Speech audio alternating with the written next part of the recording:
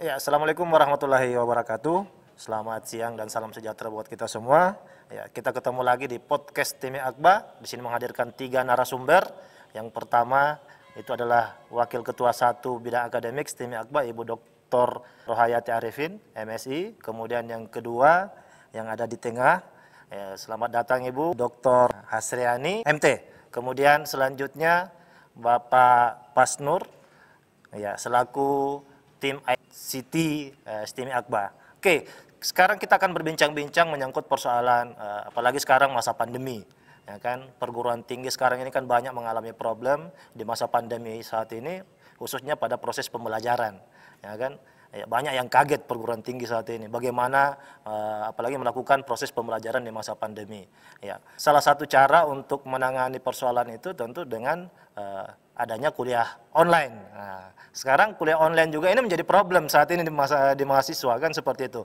Ya, pertama kasusnya adalah masalah kuota dan segala macam, pembiayaannya juga akan lebih besar. Nah, maka kampus juga mencari alternatif lain menyangkut persoalan bagaimana sih proses pembelajaran ini akan terus berjalan. Ya, Bu Dr. Hasriani, ya, kami minta bagaimana sih proses daring yang seharusnya dilakukan oleh perguruan tinggi pada saat pandemi saat ini. Silakan, Bu. Oke, baik, terima kasih Pak Ilham ya.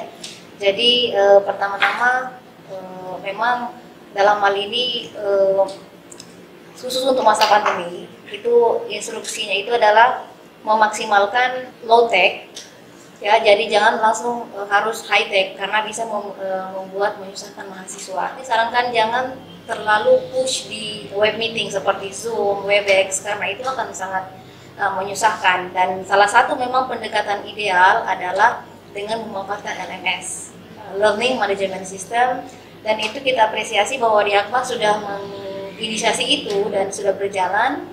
Tadi kita sudah lihat paparannya bahwa secara sistem Akma sudah memenuhi syarat dari sisi sistemnya. Salah satu memang pendekatan ideal adalah dengan memanfaatkan Learning Management System.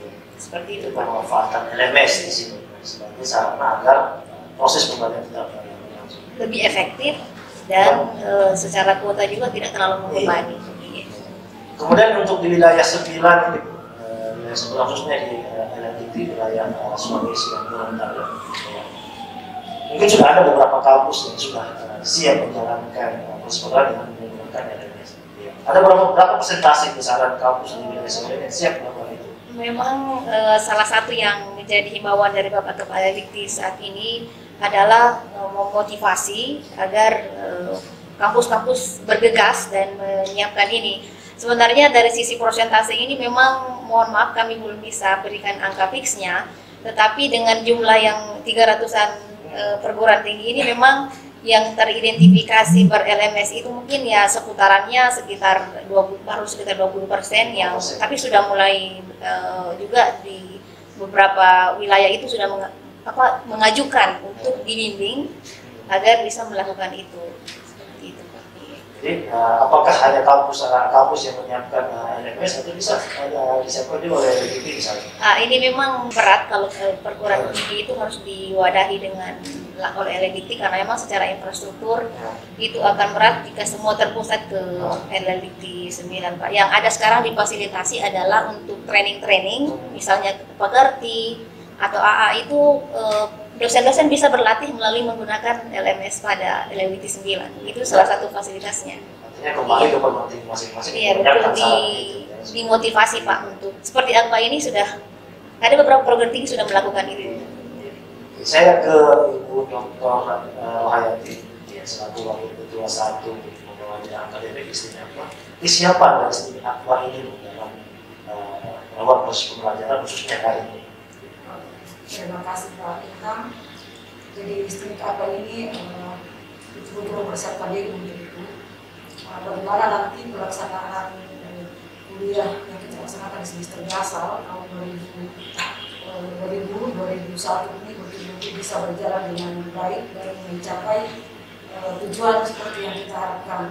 Jadi memang kenapa kita serius dalam hal ini, karena semester sebelumnya ketika kita tiba-tiba diperhadapkan pada kondisi COVID, Sepertinya ini sebagian besar perguruan tinggi yang termasuk AKBA yang memang selama ini sudah ada LMS-nya, tetapi itu belum merupakan kewajiban bagi dosen untuk menggunakan itu, baru merupakan inisiatif dari beberapa dosen. Yang kita berharapkan pada kondisi itu, maka banyak memang kelemahan, kekurangan yang kita bisa amati dari pelaksanaan PMB ketika semester genap yang kemarin. Misalnya banyak mahasiswa memang terkendala karena kuota, banyak mahasiswa yang terkendala karena sinyal yang tidak stabil di kampungnya. Maka untuk semester ini kendala-kendala itu kita coba atasi.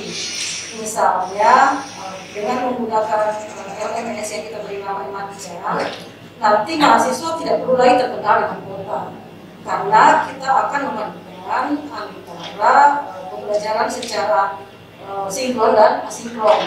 Jadi ketika mahasiswa mungkin menghadapi kendala di masalah jaringan, maka mahasiswa bisa mengikuti mata kuliah pembelajarannya di secara e-learning, karena di situ nanti akan ditampilkan video, materi dan sebagainya yang merupakan support bagi materi yang diajarkan oleh dosen ketika melakukan pembelajaran secara sinkron.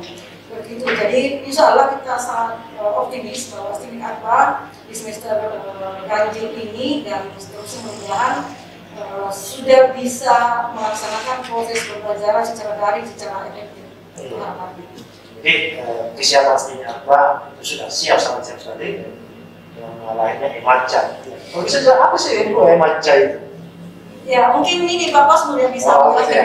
Ya, saya kira Pak Pasmur. Imatja apa sih itu? Oke, baik.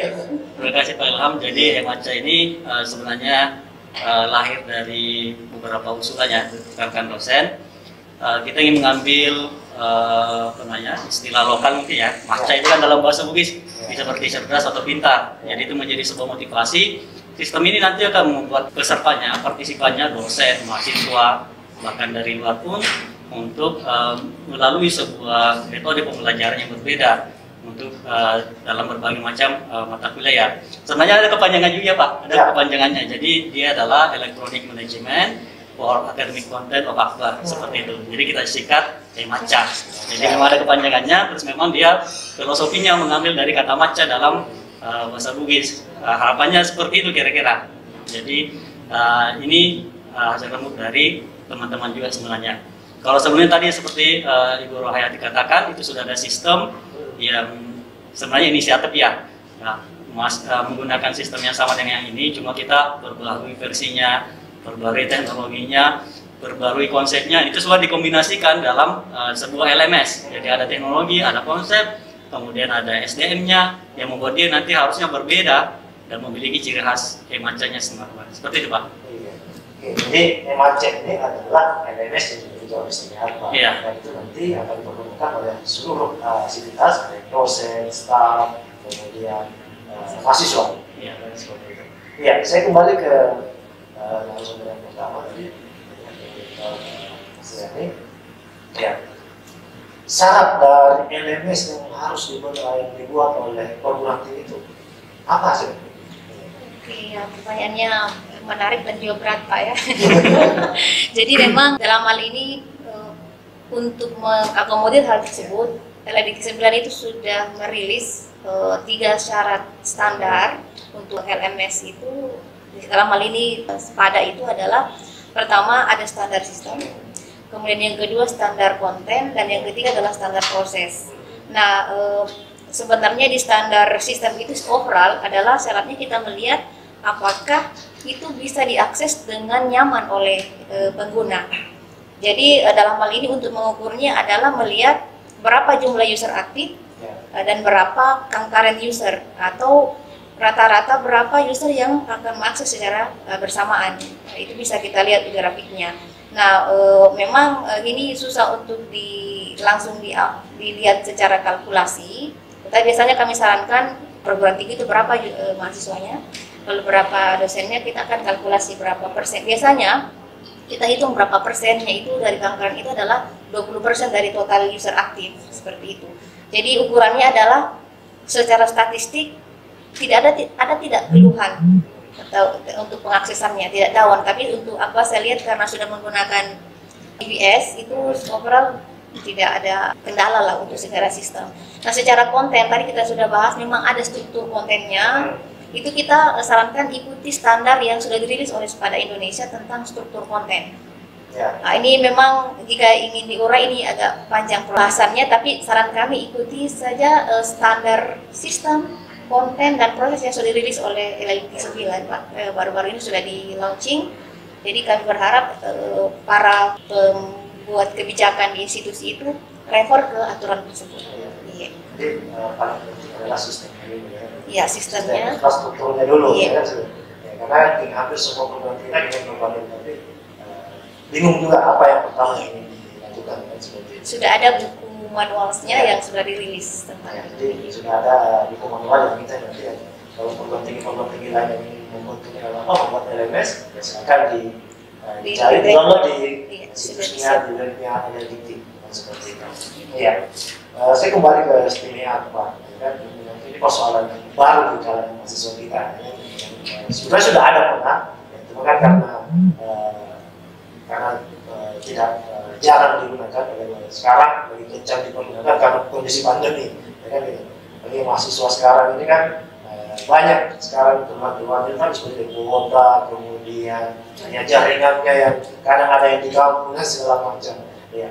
Apakah dengan hadirnya Emaca di sini apa ini menjadi solusi seperti itu? Iya, memang tujuannya seperti itu Pak Ilham. Jadi dengan kita menggunakan Emaca di sistem ini nanti kita harapkan menjadi solusi terhadap beberapa permasalahan yang dihadapi mahasiswa selama pembelajaran daring kita lakukan semester lalu. Jadi kita coba mengevaluasi, kemudian kita melihat apa masalahnya dan kita mencari solusinya. Seperti yang saya katakan tadi, ketika mahasiswa terkendala karena jaringan, maka mahasiswa bisa mengikuti proses pembelajaran yang dilakukan secara asinkron melalui learning ini. Jadi mahasiswa juga bisa menyesuaikan waktu. Jadi tidak harus, misalnya mahasiswa tidak harus misalnya ketika dosen melakukan pembelajaran asinkron dan ada kondisi di mana mahasiswa tidak bisa ikut pada saat itu, maka ya, mereka juga bisa mengikuti proses pembelajaran yang dilakukan secara asinkron di Emaca ini. Kemudian kalau masalah kuota, ini juga sudah kita pikirkan dengan menggunakan Emaca nanti tentunya akan meminimalkan penggunaan kuota dibanding kalau misalnya mahasiswa kita harus mengikuti pembelajaran lewat Zoom atau itu kan akan menggunakan banyak kuota ya. Tetapi kalau menggunakan Emaca nanti ini ya mungkin bisa menghemat kuota. Saya tidak pas. Apa sih keunggulannya Emaca di sini? Mungkin pada Bapak ya. Oke, baik.